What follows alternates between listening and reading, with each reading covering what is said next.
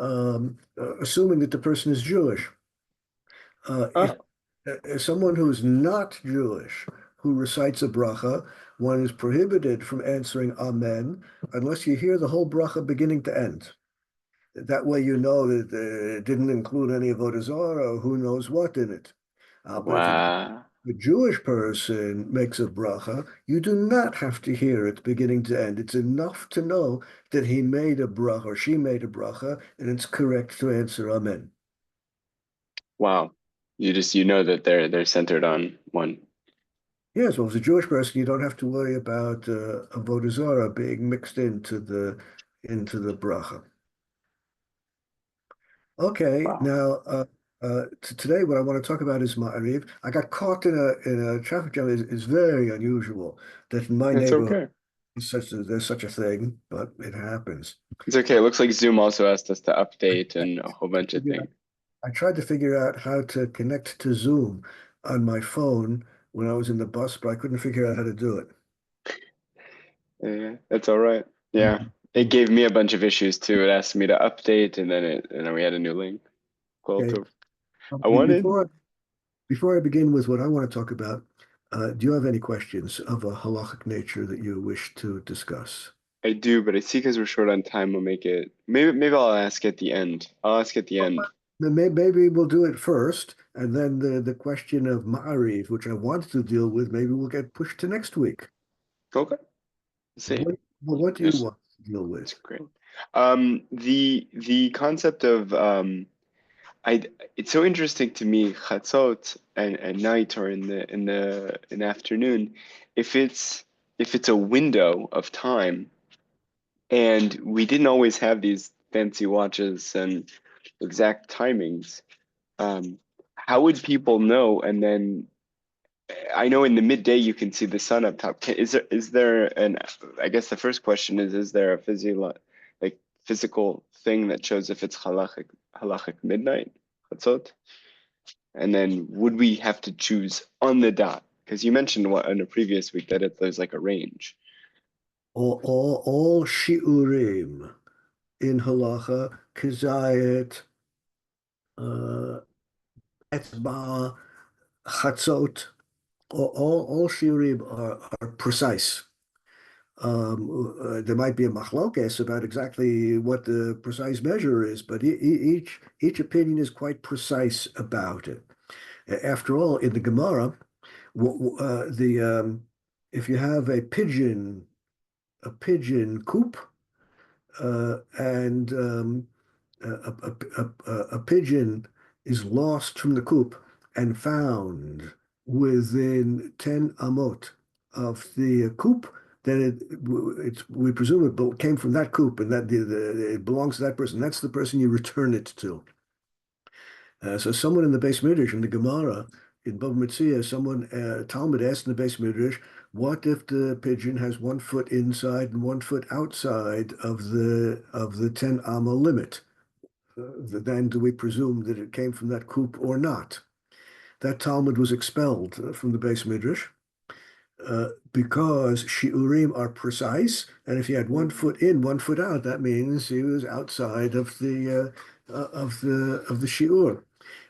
So midnight is a precise moment, precisely 12 of our hours after Chatzot Hayom, after noontime, exactly halfway between sunset and sunrise. And that's precisely, and they, of course, had no way of knowing this. David HaMelech, according to the Gemara, knew when to wake up for prayers at Chatzot Halayla. He had some kind. He was connected, so he knew. But aside from him, no, aside from his mystical connection, there's really no simple way to know this. This leads us to the following conclusion: if we're talking about a din d'Rabbanan, for example, all of the mitzvot of the night like Kriya Shema. Kriya Shema is a mitzvah of the night. Well, it's a mitzvah of the day also. But as far as nighttime Kriya Shema is concerned, the time to fulfill the mitzvah of Kriya Shema Shel Laila is any time during the night until Alos HaShachar.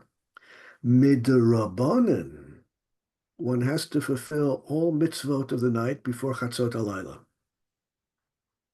That's why in Leil HaSeder, the mitzvah of eating the afikomen should be done before Chatzot Alayla, even though the mitzvah is all night long midrabanan.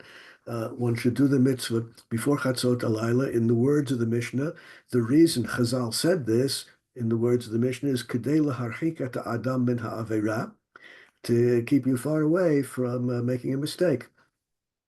Footnote, here we have a proof that failure to fulfill a positive mitzvah is an avera. After all, the reason Chazal said to do Kriya Shema before midnight is kedei laharchik et ha'adam mina avera. What would be the avera? Failure to recite Kriya Shema during the night. So we see failure to fulfill a mitzvah aseh is an avera. So if we're talking about a din derabanan, midrabanan, one has to recite Kriya Shema before Chatzot Alayla. So suffix lekula, as long as it's plausibly not yet midnight, you're okay. If, on the other hand, we're talking about a din deraisa, like well, I don't know. There's no example as far as chatzot is concerned. In other dinim, there would be an example. If there would be a din deraisa, then suffix lechumra, one would have to be sure that one does it before this month. I was thinking specifically in the cases of you have Kriyat Shema Lamita for the night, and then you have Shacharit for the morning and the last stop. And so both of these cases, you have, and nobody would ever arrive with a 6-month-old baby to Chatzot to need to pray Shacharit. That would never happen. But if one did, these are bubbles of time, and you wouldn't want to. Yeah, you could say the Kriyat Shema Lamita without a beracha, but what if one was in the zone where you might be able to, and then with Shacharit, I understand it's a hard stop at Chatzot, but I'm so used to knowing the time. What did people always do, and does that even matter? Maybe that doesn't matter anymore, and now we just go by the time. Well, I'll say two things. First of all, as I said before, if it's a din derabanan, yesh makom lahakel, and if it's a din deraisa, one should be strict. That much is clear. Let me go one step further. The problem usually arises not in connection with your specific example. The more typical example is Mincha and Ma'ariv, both of which have overlapping times. Mincha can be davened until sunset. L'chatchila can be davened until sunset, but even a little bit later. Ma'ariv can be davened from Plag Mincha well before sunset. So there's this period of time between Plag Mincha and sunset, which is available for both Mincha and Ma'ariv. Mincha and Ma'ariv belong to two different days, and there's a tarte desasre, two things which contradict each other. Tarte, two, desasre, that contradict, two things that contradict each other. If you daven both Mincha and Ma'ariv within this time period, you're contradicting yourself. Do you hold it's the previous day or the following day? Now, what I've told you thus far is the common understanding out there and represents the common practice. However, I see very strong reason for leniency in this case. Tarte desasre, two things which contradict each other. That is the insistence on consistency. I'm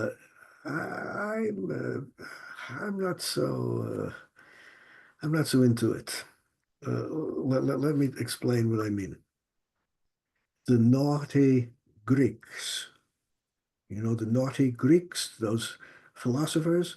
In Greek logic, which became Roman logic, which became European logic, which became modern logic, there's a fundamental rule called the principle of the excluded third.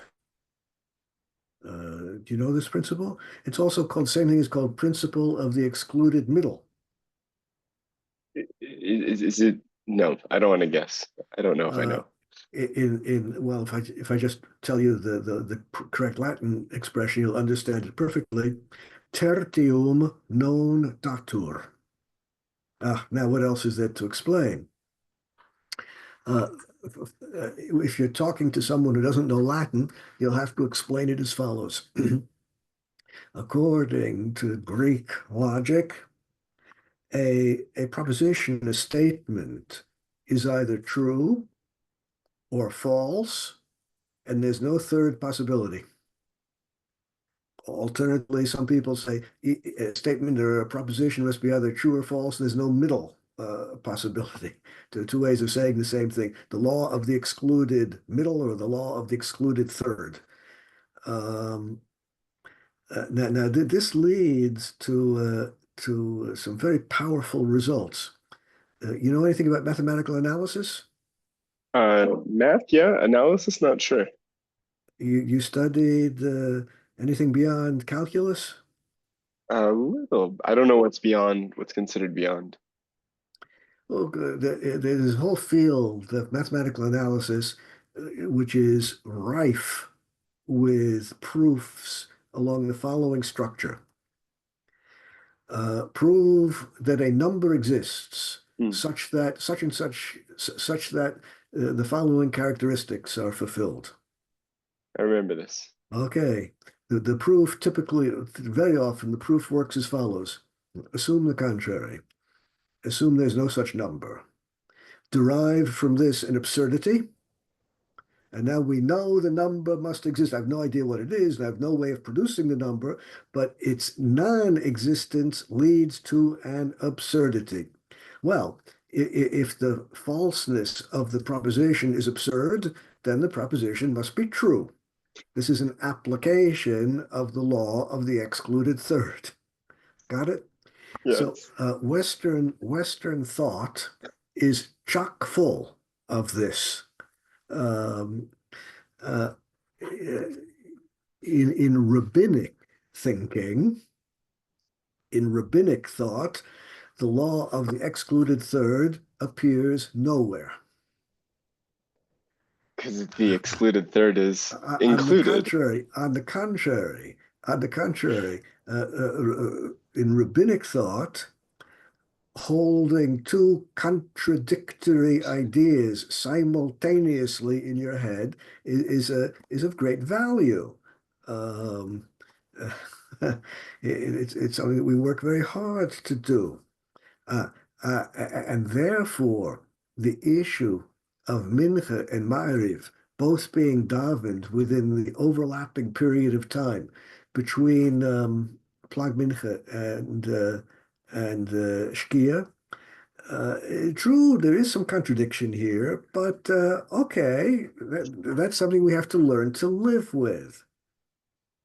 When the Gemara says tarte desasre, when the Gemara says two contradictory things should not be allowed to exist simultaneously, in my opinion, for all it's worth, the Gemara means something a little different. Um, uh, the period of time between Plag Mincha and Ma'ariv might belong to the previous day or might belong to the following day. And you must make a decision which day it belongs to. And that requires a psak, one way or another. For example, in Onen, are you familiar with the halachas of Onen? Mhm. In Onen is patur Mikol mitzvahs. Therefore, an onen who was patur from shacharit because he's burying the dead does not have to daven mincha twice. He had no obligation of shacharit, and therefore no reason to daven mincha twice. May he or should he Mhm. not? No, he should not. Of course, he should not. Brachal of Atala. The an onen during the period of time between Plag Mincha and Shkia, that onen demands a psak. Does it belong to the previous day or the following day? If he failed to daven Ma'ariv, and no, better, if he failed to daven Mincha because he was an onen, then there's no reason to daven Ma'ariv twice. On the other hand, if it belongs to the following day, then this exemption doesn't work. Now, it's according to this approach, there's no particular objection to you davening Mincha and Ma'ariv in the same period of time between Plag and Shkia, as long as you have decided which day the period really belongs to. Ah, you have to choose which day it belongs to, but then you can pray both? Yeah, because uh, I'll give you a number of examples. Uh, Rav Tzolei Rav in the Gemara used to daven Ma'ariv of Motzei Shabbat on Shabbat, before Shabbat was over. Wow. Had no problem with Tarti Desasre, did he? Um, there are different opinions in the Yuma, different opinions in the Yerushalmi about the correct time for davening Ne'ilah on Yom Kippur. One opinion, which we don't happen to follow, but one opinion is that Ne'ilah is to be davened after Tzeta Kochavim on the following day. Wow. Um, it's quite common, I believe. I know it's quite common for people to daven Ma'ariv of Shabbat before sunset on Friday. Well, here I've just given you a number of common examples of Tarte Desasre in Tefillah. That's fine. We don't object to that.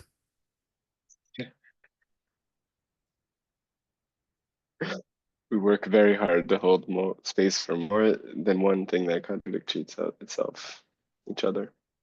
Yeah, yeah. Yes, we do. It's I once heard a drasha.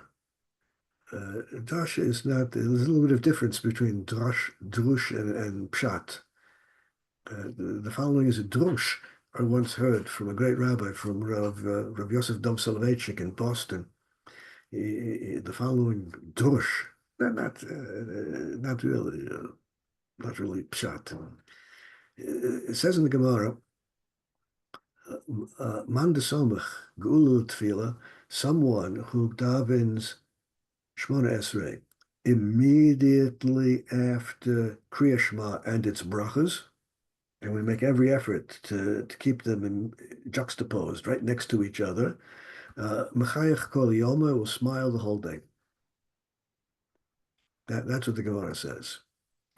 And the Rav said, well, everyone seems to be doing this in shul, and I don't see everyone smiling every day.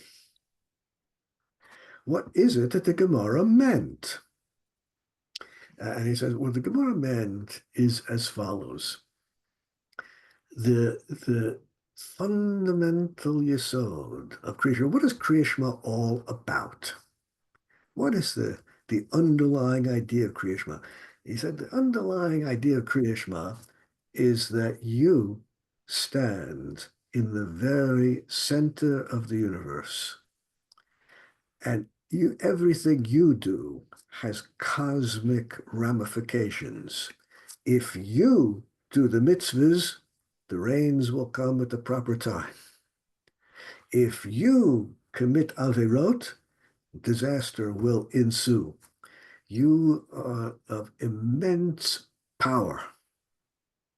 The spiritual power that you have is incalculable.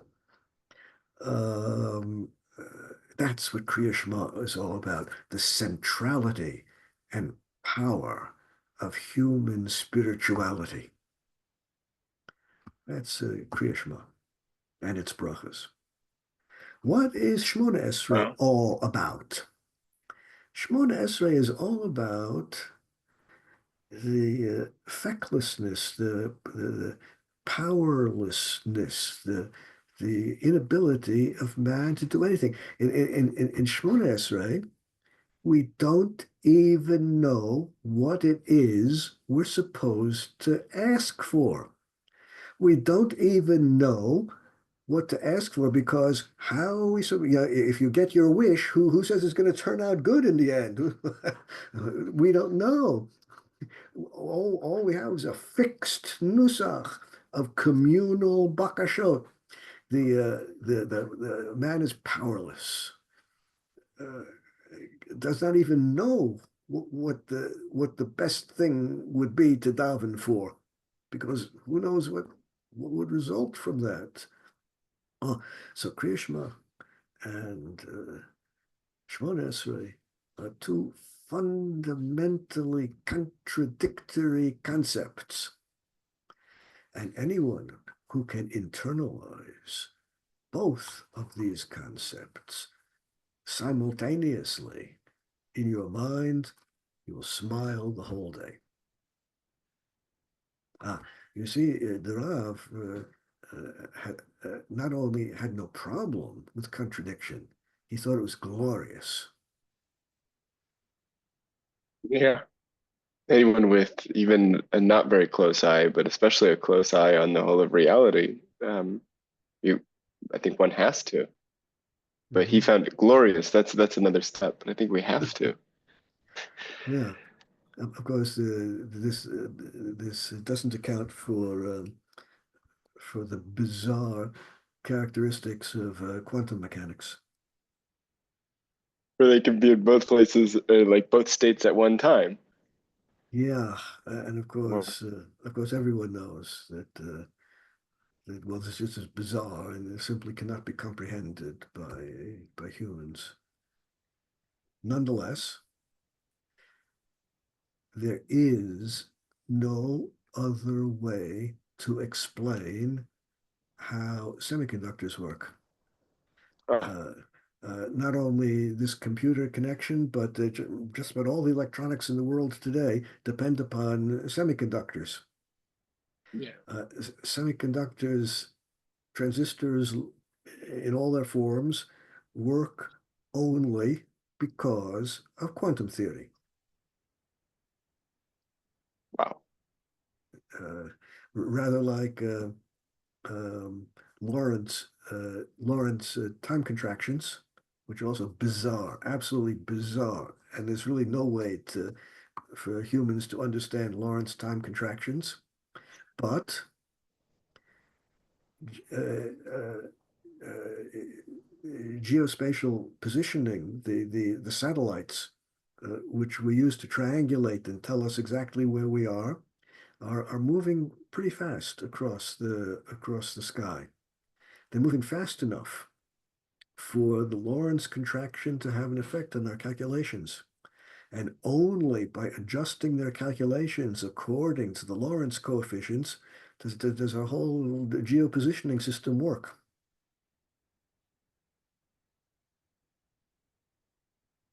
So Crazy.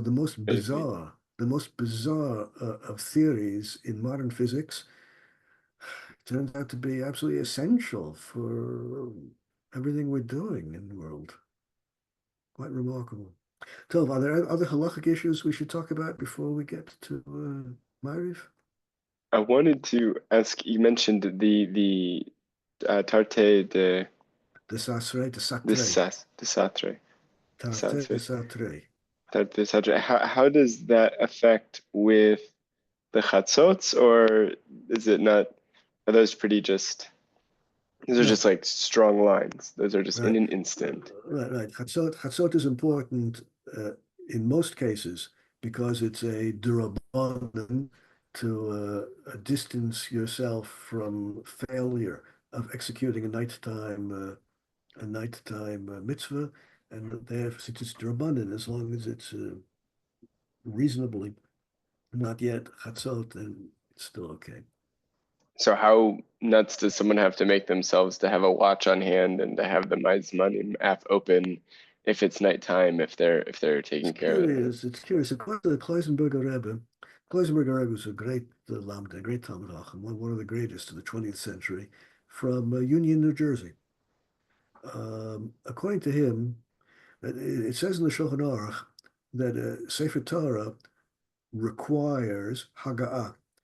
After the Sofer, after the scribe writes a Sefer Torah, the whole Sefer Torah must be examined word by word by a Magia, typically another Sofer, who will check to make sure everything is correct.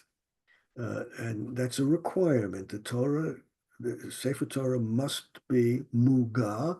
Someone has to check it word by letter to make sure that it's correct.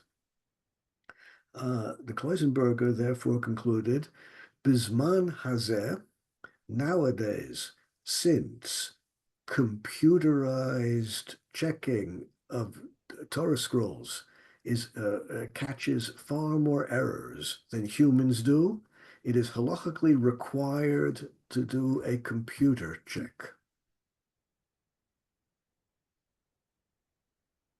Wow. Most poskim disagree with him and say no. Just because modern technology is able to do this, we're not required to use modern technology.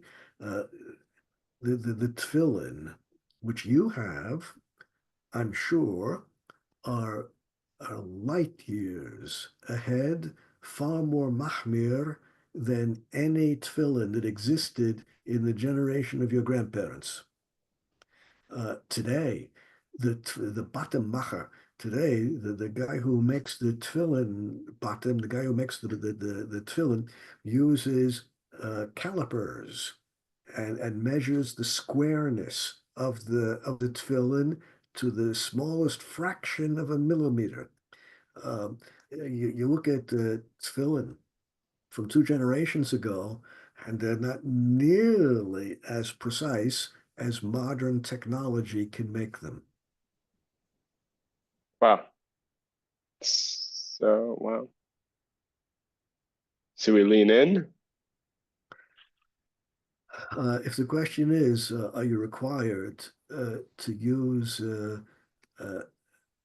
a watch, which I hope you have set according to internet time, Yeah. how do you find internet time, incidentally? I rely upon time.is. Now that you're saying this, I'm questioning it because doesn't my telephone don't my phones Well, use how precise is it? How precise is it? Time dot is checking?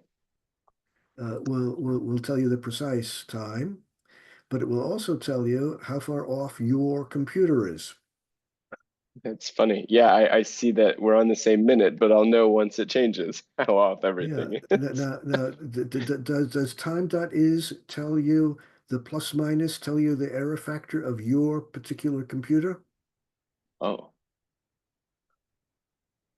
the, the difference from time that is was plus 0.138. Does Yeah. that mean that's saying my computer's time? Your computer is off by that measure, plus or minus that. Now, take a look at that number and Yeah. compare it to the real time they give, and Mm-hmm. you will see that Right. the error of your computer is huge uh, compared to the real time that time.is gives. What do you mean? It says 0.138 seconds. Is your error plus or minus that? Oh, plus or minus 0.11. Yeah, Wait, your error is more than point 0.1. And what's the real time according to them? Point, maybe I'm not understanding. The difference from time dot is was 0.138 seconds, parentheses, plus minus yeah, 0.11 yeah, seconds. yeah. So the error margin of what they claim to be the error is greater than the error itself, which means it's senseless. It makes no sense at all.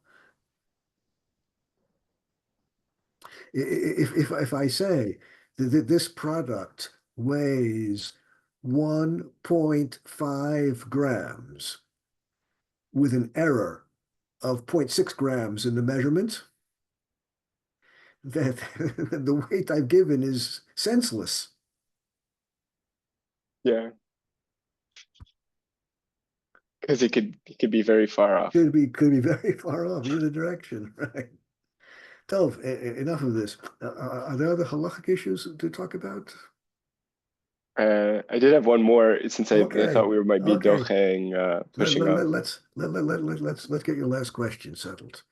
Um, it's less. It's a You mentioned about how shiurim are fixed and that we have different interpretations, let's say, to understand what a kazait is and what understand these things. So we have a fixed idea, and then we have a whole spectrum of how we Different understand it, opinions, different opinions. different opinions.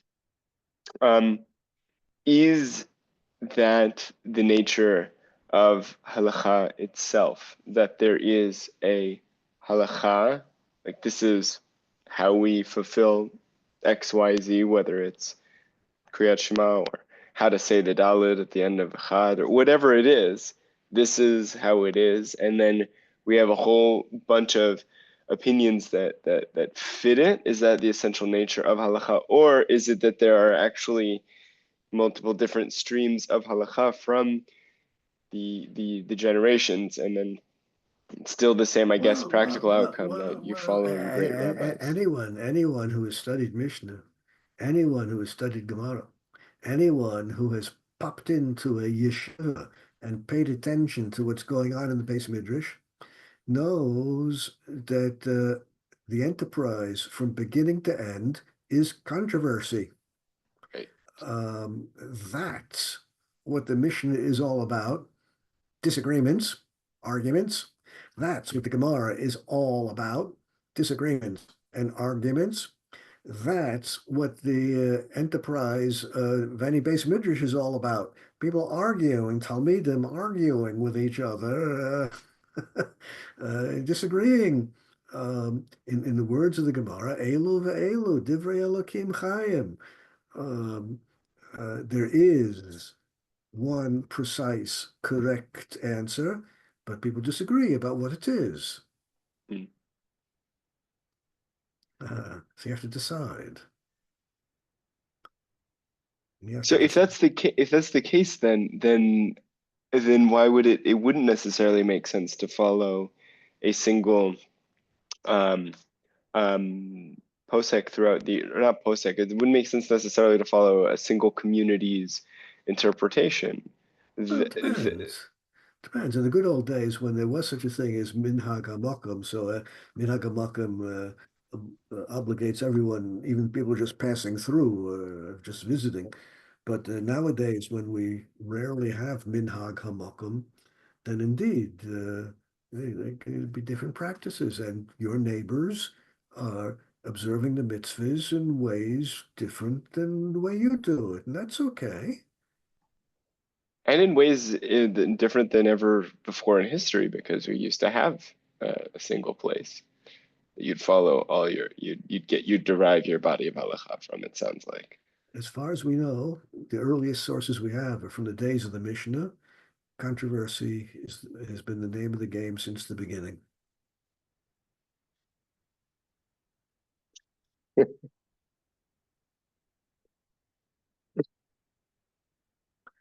All right, Okay, that's all from okay. me. Let's talk about Mariv. Let me see if I can figure out how to do this. Uh, Nothing new under the sun. Oh, Yeah, I'm trying to figure out how to get this. I know what to do. I go to over here, and I want, uh,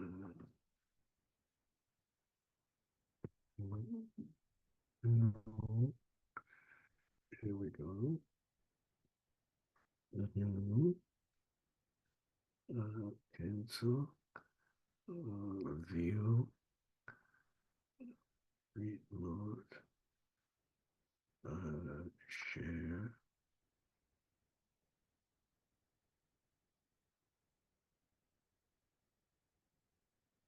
Voila, I think I did it. Okay, the Chiyuv of davening Ma'ariv. Here goes. It says in the Gemara, Tfilat Erev, what we call Ma'ariv. What's the difference between Ma'ariv and Arvit? The difference is critical. Poske Sfarad, Chachmei Sfarad say Arvit, Chachmei Ashkenaz say Ma'ariv. So you have to use the right term for your team. Uh, uh, uh, the Gemara says Tfilat Erev, Ma'ariv, or Arvit, depending upon which team you're on. Ein Lakeva. It's not fixed. What that means? Then the Gemara asks, "My ein lakeva, what on earth does that mean? It's not fixed." And the Gemara answers, "Ilmale de'i boy mitzale kule laila." If you want to daven Ma'ariv every night, if that's what you're supposed to do, let's say, then the Gemara should teach us Tefillah Se'era Kol Halayla. If that's the din, why not say so? Well, why tell us this enigmatic phrase? It's not fixed. Elamai ein lakeva. What did the rabbis mean when they said Ma'ariv is not fixed, not kavua? Come on, no, it's like saying Tfilas Arvis Rishus. What they meant was davening Ma'ariv is Rishus, optional. That phrase, Ma'ariv does not have keva, is not kavua. What they meant was, the Gemara says, what the phrase means is Ma'ariv is optional.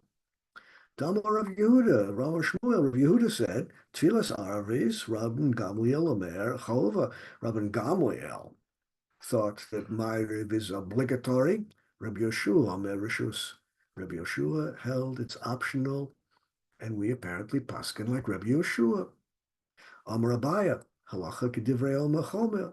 Rava Omer, Halacha Kedivrei Rishus. Ah, all the rabbis are arguing with each other on this simple question: is Ma'ariv obligatory or is it optional? Rashi explains, Mipnei she keneged hektar chalavim.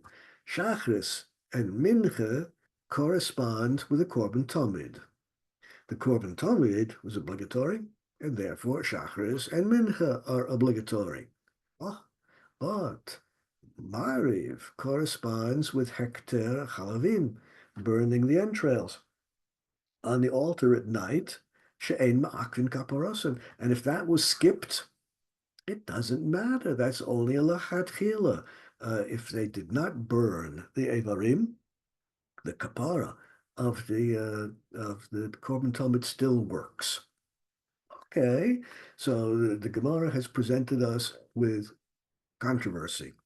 How do we paskin? Well, we know how we paskin. The Rif says, Kaimalan halacha karava. We paskin like Rava, who taught us that it's rishus, optional. That is the psak. Ma'ariv is optional.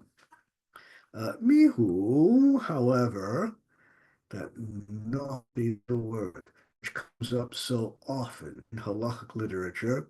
Oh, it's optional, but Hani mili hecha delot sole leklal. That's talking about someone who didn't daven at all. Aval hecha tetzole letfilas marvis. But someone who has davened ma'ariv, kfar shavinu alechova, has accepted it upon himself or herself as an obligation. What difference does it make?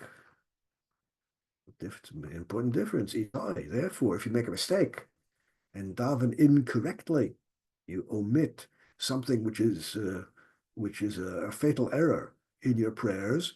Hadalasha, you have to go back to the beginning and daven again. But nowadays, people consider it to be obligatory, and therefore, if you make a mistake, you have to repeat Shemona Esrei, even though it was optional to begin with. But since you chose to do it, you have to do it right because now for you it's obligatory. Um, now, there are two ways of understanding the Rif: the common way and the maverick way. You already know which way I prefer. The common way of understanding the Rif is people will be happy to tell you, oh, Ma'ariv was optional back in the days of the Gemara. But even though we paskin in accord with the opinion that it's optional, nonetheless, we have all accepted it upon ourselves as a permanent ongoing obligation. This is the normal way of understanding the Rif and all the subsequent poskim who follow in his footsteps, all the poskim who follow his footsteps strictly. The same words of the Rif can be understood a little bit differently. Ma'ariv is optional. Paskined already in the Gemara that it's optional. Can't change the psak of the Gemara. It's optional. Therefore, you want to skip it? Skip it. You're guilty of nothing. You've not failed to fulfill an obligation because there is no such obligation. Unless you choose to daven ma'ariv. No one told you how to do it. But if you choose to do it, you have to do it right. You can't daven only the first 6 brachas and skip the rest. You can't daven only the last 6 brachas and skip the rest. If you choose to do it, you have to do it correctly like any other obligation. Now, this is an idea which has very broad application. After all, there are many mitzvot which are optional. For example, a woman might choose to fulfill the mitzvah of Arba Minim or Sukkos or many other mitzvot. No one said that it's obligatory. It's optional for women to fulfill this mitzvah. But a woman who chooses to do it has to do it correctly. And Sukkos, you can't pick up just 3 of the 4 minim. And if the esrog is puzzle, it doesn't help. Just because you're not obligated to do it, doesn't mean you can do it wrong. So here are 2 ways of understanding the Rif. Way number 1, he's teaching us that we have transformed Ma'ariv. We have somehow transformed it from optional into obligatory. Second way of understanding it is it's optional, always was optional, remains optional, will always be optional. But if you choose to do it, you must do it in the way that you fulfill the obligation of tefillah correctly and precisely. Now, the Netziv, in his Hemek She'ela, the commentary he wrote on the Shiltus, says, Nir b'hod derif leva'er b'zeheach kaval echova b'hod etzali leit tfilas arvis. What does the Rif mean when he says that davening ma'ariv has become a chova, an obligation? Harehi kechol mitzvah shebetorah she'ein chova. It's like any other optional mitzvah. Efshar lipatel hitchayev al pi minhag, like any other optional mitzvah. You have a minute to do it, or a minute not to do it. Havik kenidre mitzvah. And if you choose to accept ma'ariv upon yourself in an ongoing way, you have made a minhag. Another way of saying the same thing is you have made a neder, a vow to do it. Well, of course, you can make a vow to do all kinds of optional things. That's what vows are all about. Creating an obligation to do something which otherwise is optional. Uh, was that kivein harif? That's what the rif meant. If you make a neder, a vow, or create for yourself a minhag to daven ma'ariv regularly, well, now you've made a neder, you've made a vow to do something which is otherwise optional. The Tosafot has a slightly different approach. It says in the Gemara, Ta'av lo hitpalel aris. What happens if someone failed to daven a ma'ariv? The Gemara asks. Skipped it, forgot it. Happens. Mitpalel b'shachris time. Daven shachris twice. Just like if you miss shachris, you daven mincha twice. If you miss ma'ariv, you daven shachris twice. The Tosfos asks. The Tosfos asks on this Gemara. Im tamar amar rava tefillas reshus. If davening ma'ariv is optional in the first place, you didn't have to daven it. So why should you daven shachris twice? Why is it permitted to daven shachris twice? Since Ma'ariv wasn't obligatory in the first place. Kind of like we hold that Ma'ariv is optional. Then why do you daven shachris twice? Shlomo, you have to say, I'm reading to tefillas reshus, hainu legabe mitzvah acheres, hi overes. Let me explain. There are two categories of tefillah. I speak now about Shmona Esrei. There are two kinds of Shmona Esrei, two kinds of Amidah, two kinds of silent prayer, optional and obligatory. And there are differences in the halacha between them. The obligatory tefillah, Shacharis, Mincha, Musaf, Shabbos and Yom Tov and so forth, these have fixed text and fixed times when you have to daven them, and fixed rules and regulations. If, in addition to these fixed prayers, you wish to daven nidava, you wish to daven an extra tefillah beyond Shachris, Mincha, Ma'ariv, Musaf, you wish to daven an extra tefillah, you're allowed to do so. Just like you're allowed to bring an extra korban beyond korban tomid. Korban tomid is obligatory. You want to bring a korban hoda'ah? By all means, bring it. Of course, you can bring an extra korban. And similarly, you can daven an extra Shmona Esrei whenever you want. That extra Shmona Esrei has different dinim from the required Shmona Esrei. The optional Shmona Esrei, the Nedava, the volunteered Shmona Esrei, does requires chidush. That means you're not allowed to use exactly the same text. You have to add something to the standard text. In at least one bracha of Shmona Esrei, you have to add something new to the text of the bracha if it is a nedava, an optional additional prayer that you are volunteering. According to most poskim, the optional tefillot cannot be offered on Shabbos because you can't have an optional korban on Shabbos. Um, the optional tefillah, of course, does not have a status of tefillah b'tzibur, and therefore requires no repetition. Bottom line, the Tosafos is teaching us that Ma'ariv is a reshus.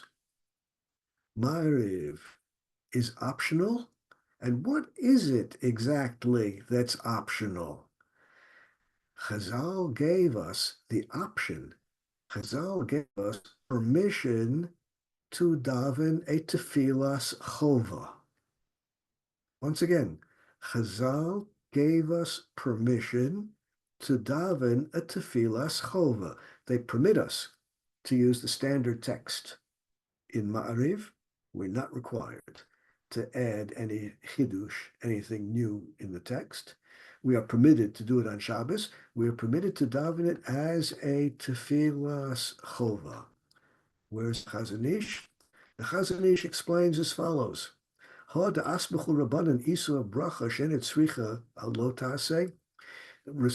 Shmona Esrei or any other bracha which is not required is using God's name in vain. Lo tisa ad Shem Hashem l'shav, violation of the Ten Commandments. Using God's name, whether it's in a recitation of Shmona Esrei, which is improper, or any other use of God's name, is a violation of the Ten Commandments. Why? There's nothing particularly wrong with using God's name. Nothing particularly wrong with that. Ella, what is the problem of davening when you're not supposed to? Mishum chesron yir, failure of yiras Hashem, failure of awe and fear of God. And here comes the important part. Ein adam ra'ui lageshet el hakodesh tamid. You have no right to approach the Kodesh. You have no right to enter the Kodesh Kodashim. You have no right to place yourself before God whenever you want and however you want. Ela kfi ma shekavu chachamim. You're allowed to recite a bracha. You're allowed to daven. You're allowed to participate in Kedusha as Chazal taught us to. And therefore, you're not allowed to daven in extra tefillah whenever you want. You can't just stand up whenever you want and recite a few brachot. You cannot stand up whenever you want and recite 3 or 4 brachas from Shmos. You're allowed to do that only according to the rules and regulations. Otherwise, it's a failure of Yiras Hashem, a failure of fear and awe of the Almighty. And therefore, what Ma'ariv is an example of permission given to us to daven an extra Shmona Esrei at night, as though it is a tfilas chova, using exactly the same text. You cannot stand up in the middle of the afternoon, cannot stand up anytime, just daven an extra Shmona Esrei. You're simply not allowed to. It's using God's name in vain, because it's a failure of Yiras Hashem. But Chazal give us permission to do that at night by reciting an extra Shmona Esrei. Shmona Esrei at night is indeed Rishus, optional, and it's the option to daven a tefilas chova. So far, so good. Okay, let us pause with this, and if you have other issues of a halachic nature that you specifically want to address, let me know, and I'll add them to the schedule in the future weeks. From now on, assuming there's no traffic problems, we're going to be meeting at 12 noon on Mondays. Until next week, then, have a good week and a safe week and eventually a good Shabbos. A great week. Shabbat Shalom. Sorry, I wasn't used to the new time, but it's really good. So thank you. Okay, good. Okay, you have any other issues you wish to raise, Jody? Not that I can recall. I mean, I did, but I don't. Okay, you can wait till if it's not urgent, you can wait till next week also. Yeah. Thank you so much. Okay, bye. Thank you. Have a great week. Thank you. Kodesh Tov. Well, Bashmo. Kodesh Tov.